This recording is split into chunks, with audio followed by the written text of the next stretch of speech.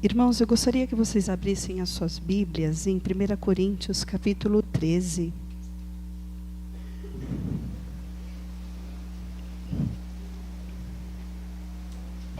E versículo 11. Uma vez eu, ouvindo um pastor, ele falar sobre a Bíblia, perguntaram para ele o que significa a Bíblia para você. E eu achei muito bonito a resposta que ele deu, irmãos, porque ele dizia que a Bíblia para ele é um livro que fala sobre vida, ou sobre a vida.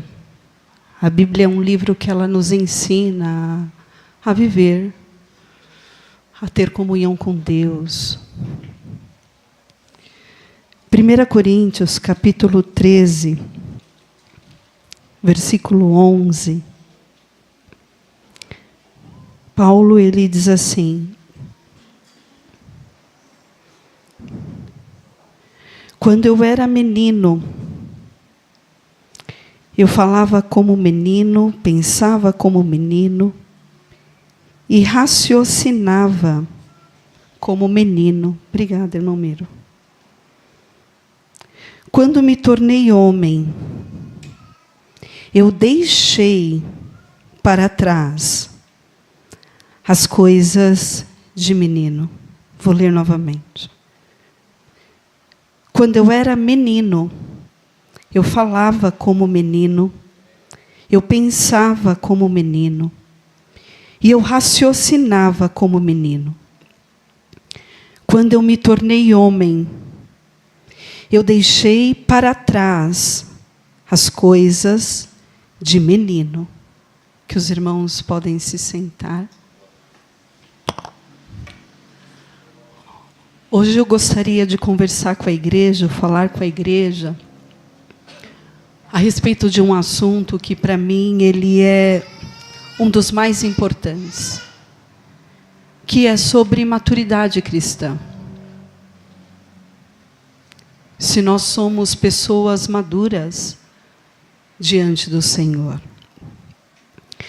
E a maturidade cristã, segundo Paulo, ela tem a ver com aquilo que a gente fala, com aquilo que a gente sente e com aquilo que a gente pensa. Porque ele diz que quando ele era menino, ele falava como menino. Então tem a ver com a fala. Quando ele era menino, ele sentia como menino. Então, maturidade tem a ver com o sentimento. E quando ele era menino, ele pensava como menino. Maturidade tem a ver, então, com o pensamento. Tanto a maturidade quanto a imaturidade, ela tem a ver com aquilo que a gente fala, com aquilo que nós sentimos e com aquilo que nós pensamos. Paulo, ele diz que quando ele era menino, ele falava como um menino. A linguagem da criança, muitas vezes, ela é imatura. Ela é limitada. Se você parar para conversar e dialogar com uma criança, às vezes nem dá para dialogar com ela. Porque ela não consegue, às vezes, formar um diálogo com você maduro. Você não consegue. Por que você não consegue? Porque a linguagem dela, a fala dela é imatura. Ela é limitada. O menino, ele fala sem pensar. A criança não fala, não pensa em que vai falar. Ela fala sem pensar. Ela não compreende o impacto das suas palavras, da sua fala. Ela não entende, ela não compreende. Quais os desdobramentos que a sua fala, o seu diálogo, a sua conversa, ela vai trazer. Existe um provérbio chinês que ele diz que há 3 coisas que não voltam atrás. a flecha lançada, a palavra dita e a oportunidade perdida. E eu colocaria aqui uma quarta coisa, que não volta atrás. E eu usei isso como exemplo aqui na quinta-feira. Quando você está na beira de um rio, e eu acho que muitos daqui já fizeram isso, você pega uma pedrinha e você lança ela. E quando você lança aquela pedra, tenta pegar ela de volta. Ou melhor, tenta parar as ondas que ela vai fazer ao ser lançada em um rio. Você não consegue. Assim é a palavra dita muitas vezes sem pensar, sem raciocinar nas consequências que ela trará. Adultos imaturos, e quantas vezes nós agimos assim? Falamos sem pensar. Ou não pensamos no que iremos falar em um momento complicado das nossas vidas. Por exemplo, numa discussão entre um casal. Em vez de nós resolvermos muitas vezes os nossos conflitos, nós dizemos: você sempre estraga tudo. Tudo o que está acontecendo é por sua causa. Ou em um ambiente de trabalho, ao ser repreendido pelo nosso chefe, respondemos muitas vezes na frente de todos ou dos outros. Falamos coisa do tipo: você também já errou muito mais do que eu. Muitas vezes não pensamos se vamos machucar com a nossa fala, se vamos ferir, se vamos provocar uma inimizade entre amigos de muitas datas ou de muitos anos. Falamos o que vem à cabeça e não filtramos muitas vezes as nossas palavras. Para Paulo, esse tipo de pessoa, ele diz, mesmo sendo adulto, ele fala: nós somos imaturos, ou agimos como criança. O que muda então na nossa fala, na nossa maturidade, quando atingimos uma maturidade cristã? A pessoa, ela fala com sabedoria. Ela fala não para destruir, mas para edificar, para construir num momento complicado. Ela pensa na edificação da sua fala. A pessoa madura, ela sabe quando é a hora de falar, mas ela também sabe quando é o momento de se calar. Ela usa a boca dela para abençoar, para consolar, para edificar. Colossenses capítulo 4, versículo 6, o apóstolo Paulo, ele nos diz assim: o seu falar seja sempre agradável e temperado com o sal, para que saibam como responder a cada um. Olha que coisa linda, como deve ser a minha fala. Deve ser sempre agradável, temperada com o sal, e que eu venha a aprender a responder a cada um como deve. Quando eu estava preparando, irmãos, essa palavra. Eu disse aqui, eu brinquei com a turma, que eu estava preparando ela para mim. Para mim.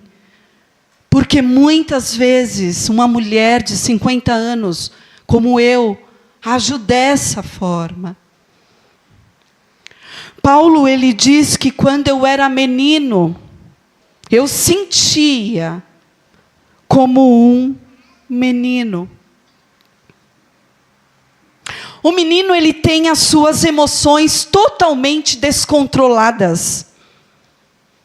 Ele se magoa facilmente. Ele não consegue ouvir nada. Tudo é motivo para que ele fique emburrado. Vou abrir um parênteses aqui. Toma uma bonequinha ou um carrinho da mão de uma criança. Ou diga para ela que ela deve dividir o seu docinho ou aquilo que ela está comendo. Logo ela vai fazer o quê? Ela vai se emburrar. Ela vai ficar magoada, sentida. O menino, ele age assim. Contudo, ele se machuca. Ele é levado pelas emoções. Ele não consegue ouvir. Ele não consegue ouvir nada. Tudo que é falado é motivo para transbordar em raiva, em mágoa, em tristeza. Se emburra facilmente. Mas e na vida cristã? Como que isso acontece?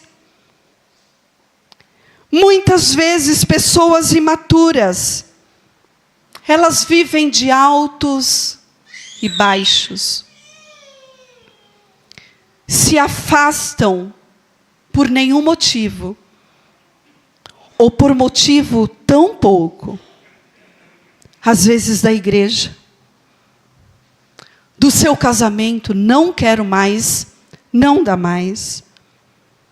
Da família, dos amigos, por uma mágoa ou por uma ofensa.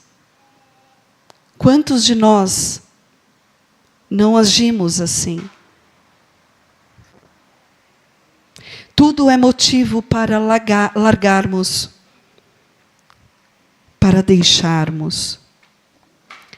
São pessoas, irmãos, que muitas vezes se emocionam no culto.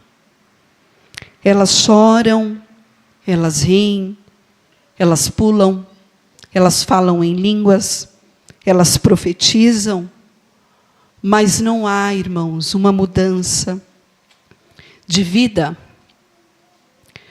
São dominados por ciúmes, inveja e divisões. E aí a pergunta que fica, irmãos, é até quando nós seremos pessoas imaturas? Até quando? Até quando os outros terão que aguentar as nossas imaturidades, os nossos mimimis, os nossos choros, as nossas conversas? Até quando, irmãos? O Senhor, Ele quer sempre nos ensinar a amadurecer, a sermos cristãos não levados, como Paulo diz, por ventos de doutrinas. Um fala uma coisa, eu faço. O outro fala uma coisa, eu faço. Mas o que muda na maturidade? A primeira coisa que muda na maturidade é o domínio próprio. Gálatas 5:22, Paulo diz: mas o fruto do Espírito é domínio próprio. A pessoa madura, irmãos, ela sente as coisas. Ou você acha que não? Ela sente. ela se entristece, ela chora, ela fica com raiva, ela fica amuada muitas vezes, ela fica. Nós somos seres, Paulo diz que nós somos seres espirituais. Nós temos emoções, temos sentimentos. A pessoa madura, ela se entristece. Quantas vezes, irmãos, eu chorei? Quantas vezes eu pedi coisas e Deus não me deu? Quantas vezes eu tive as minhas emoções frustradas, os meus pensamentos frustrados? Quantas vezes eu ouvi coisas que eu não gostaria de ouvir, que machucaram, que me entristeceram, que me fizeram chorar? Quantas vezes isso aconteceu? As pessoas maduras, elas sentem. Elas sentem. Eu disse isso aqui na terça-feira e eu tomei isso como um elogio. 3 pessoas muito próximas a mim disse assim para mim: Cris, você não tem problemas. Eu disse: eu não tenho problemas? Não, você não tem problemas. E não foi uma pessoa só, irmãos, foi 1, 2, 3. Você não tem problemas. Eu falei: eu não tenho? Não, você não tem. Eu queria ter a sua vida. Eu falei: sério? Ela falou: sério. Na hora eu pensei assim: por que será que essas pessoas vêm me dizer isso? Por que elas olharam para mim e disseram que eu não tenho problema? E eu não vou apontar aqui para a igreja quais são os meus problemas, que eu poderia dizer, mas eu não vou. Mas sabe, o que me deixou feliz é porque quando eu chego aqui, muitas vezes, e eu acho que 90%, eu acredito, que eu chego cumprimentando todos os irmãos, rindo para os irmãos, conversando com os irmãos. Porque a maturidade, ela precisa gerar isso em nós. Porque eu entendo que os outros não têm nada a ver com os meus problemas, são meus. Eu tive uma psicóloga que eu passei com ela durante algum tempo, doutora Marília, e ela me dizia assim, isso eu levo para a minha vida. Ela dizia assim para mim: Cris, você precisa aprender a lidar com as suas emoções. Com as suas emoções. E o outro precisa lidar com as emoções dele. E quando você não consegue lidar com as suas emoções, ela não é cristã, ela dizia assim: você vai procurar ajuda na sua espiritualidade, na sua família, ou com um terapeuta como eu. E o outro precisa fazer a mesma coisa. E eu peguei, irmãos, isso para mim, para a minha vida. E eu trago isso para a minha vida até hoje. Então nós precisamos entender que pessoas maduras, elas sentem as coisas, mas elas escolhem como elas vão reagir. Eu não consigo. Consegue? Como não? Eu gosto muito de um versículo, lá no livro de Gênesis, que Deus, quando Ele chama Caim, Ele fala assim para Caim: Caim, o pecado está batendo a sua porta. Cabe você dominar ou não dominar o pecado. Deus me deu o seu Espírito, o Espírito Santo. E um dos frutos do Espírito é o quê? Domínio próprio. Domínio próprio.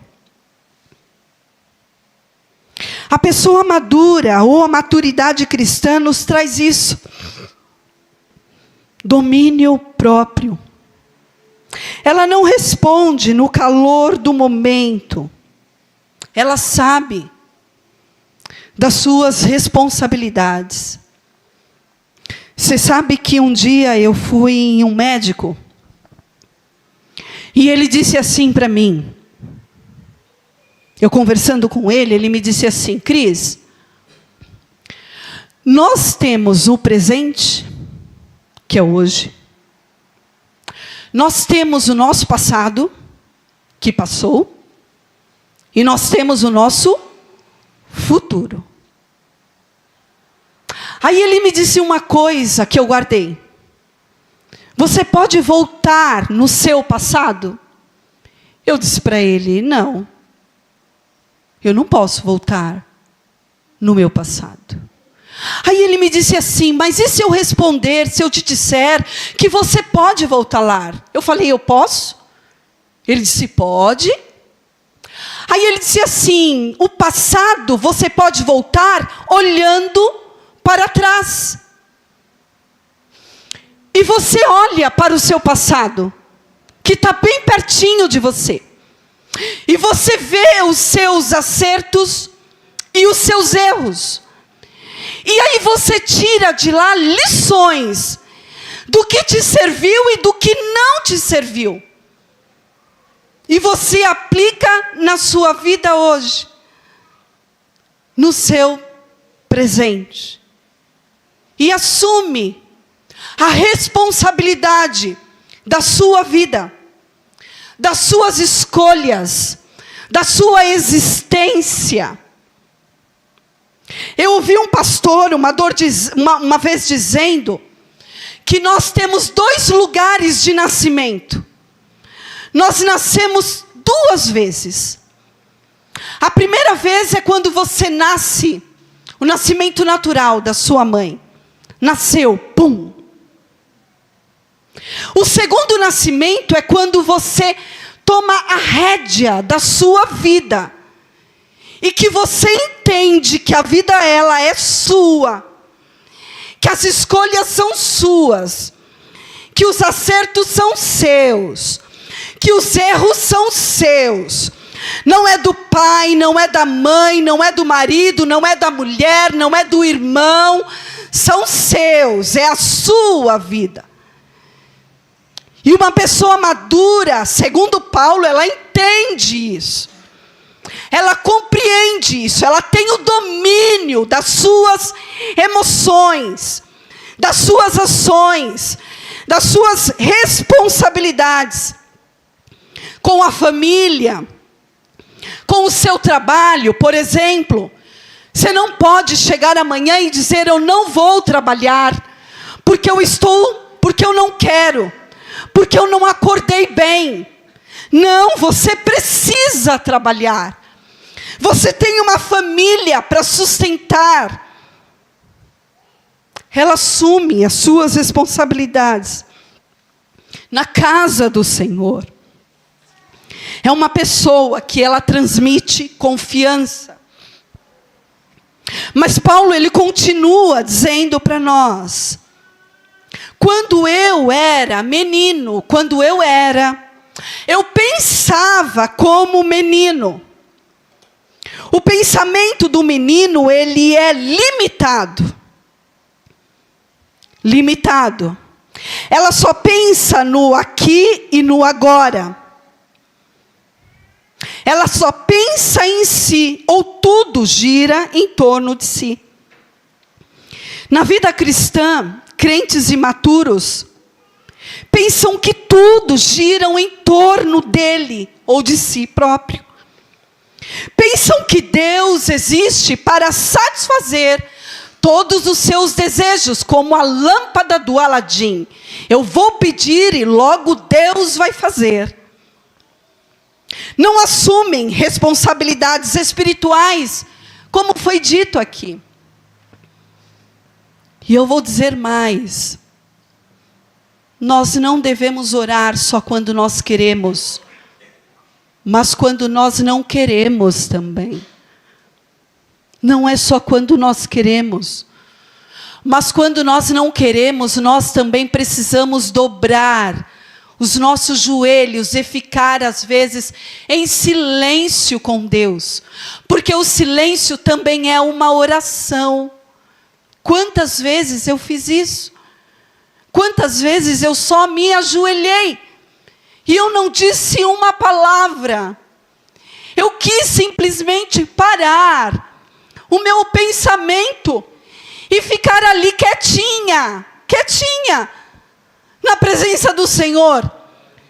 Seja sentada no chão do meu quarto, seja de joelhos na igreja, seja no banheiro, na hora do almoço, no intervalo, entre um trabalho e outro.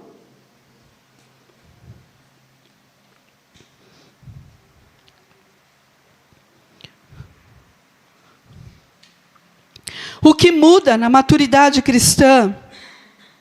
A busca pela vontade de Deus para a sua vida. Ou você faz só o que é da sua vontade? Oh, irmãos, eu falo para o meu esposo, eu digo para ele às vezes, que às vezes eu tenho vontade de ficar em casa e não vir para o culto. Quantas vezes, irmãos, eu quis ficar na minha casa, deitar na minha cama e assistir um filme da Netflix. Principalmente nesses dias de frio, ficar ali quietinha, deitada, assistindo, sem pensar em nada, só ver o filme passar. Mas eu tenho as minhas responsabilidades. E tem irmãos que estão aqui me esperando o pastor chegar, esperando os obreiros chegar para abrir essa casa. O que muda na maturidade cristã, as responsabilidades. Eu não faço só mais a minha vontade. Agora tenho uma vontade que ela é superior à minha, que ela está acima da minha vontade. Jesus, quando ele estava na cruz para ser crucificado, você acha que Jesus queria, irmãos, desde pequenininho, passando pelo lugar chamado Caveira, Gólgota, e vendo homens sendo crucificados, e sabendo o que o esperava? Por 3 vezes no jardim do Getsêmani, ele orou e ele disse: se possível, passe de mim esse cálice. E eu abro um parênteses aqui. Quantos Deus está chamando para sentar à mesa com Ele, para beber do cálice de Cristo? Você sabia que tem pessoas nesse momento que Deus está convidando para sentar à mesa, para ser crucificado junto com Ele? E nós estamos dizendo, não, Senhor, eu não quero. Para mim não dá. Para mim é muito difícil. Difícil é a crucificação, irmãos. Ou foi a crucificação. Pessoas maduras, elas aceitam o seu passado.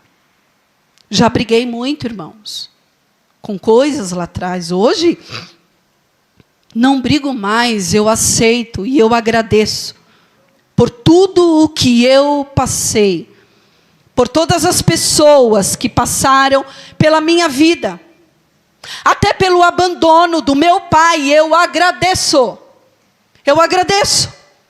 porque me trouxeram até aqui, me fizeram a mulher que eu sou hoje. Eu sou grata a Deus pelo meu passado. E principalmente pelo meu presente. O que muda na maturidade, a aceitação, muitas vezes, da correção e da disciplina.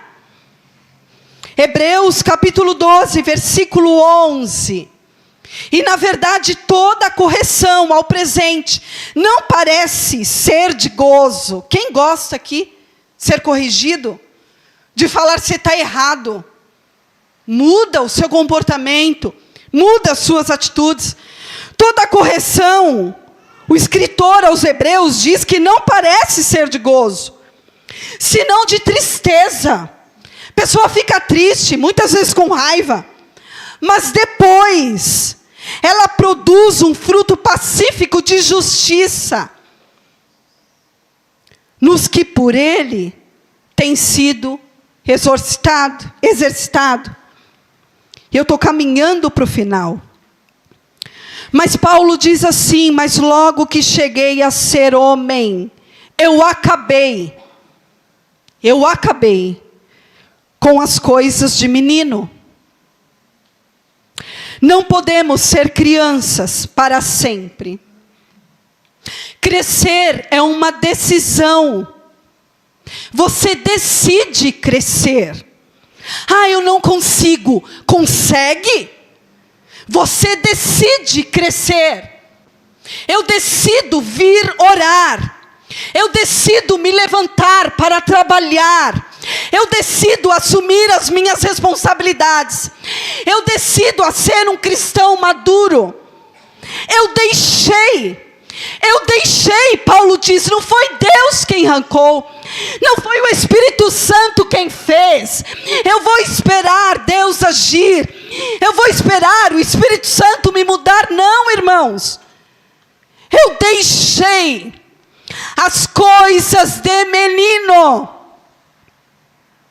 Não podemos ser crianças para sempre. Crescer é uma decisão. Crescer é uma escolha. Crescer exige renúncia. Eu não quero mais. Eu gosto de um versículo de Jó, que ele diz assim: eu fiz um concerto com os meus olhos. Eu fiz um pacto, não foi Deus quem consertou, não foi o Espírito Santo que veio aqui e mudou. Jó diz: eu fiz um concerto com os meus olhos, um pacto com os meus olhos. Como eu fixaria os meus olhos em uma virgem? Olha o que Jó diz: eu não vou fazer isso, eu não quero fazer, eu decidi não fazer.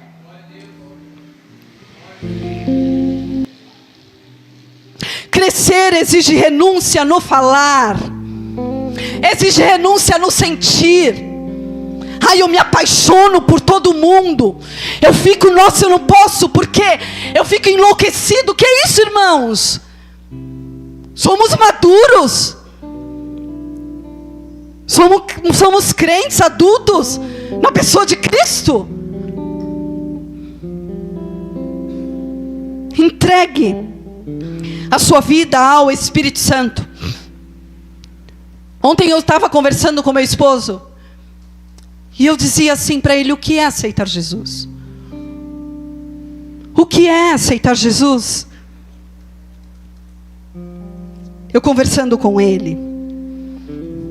Aí em Romanos 8, versículo 14, Paulo diz assim: aqueles que são guiados pelo Espírito Santo de Deus são filhos de Deus. Aqueles que são guiados, não são todos, o que são guiados. Você sabe o que é ser guiado? É você pegar na mão de uma criança e você conduzi-la. A palavra ser guiados aqui no grego significa agontai, conduzir, levar, guiar. É alguém que é levado, que é orientado, que é dirigido continuamente. Não é um dia sim e outro não. Como o Rodrigo diz aqui: hoje eu vou, amanhã eu não vou. Hoje eu estou, amanhã eu não estou mais. Uma pessoa que é guiada pelo Espírito, que tem o Espírito Santo morando dentro do seu coração, ela é conduzida continuamente.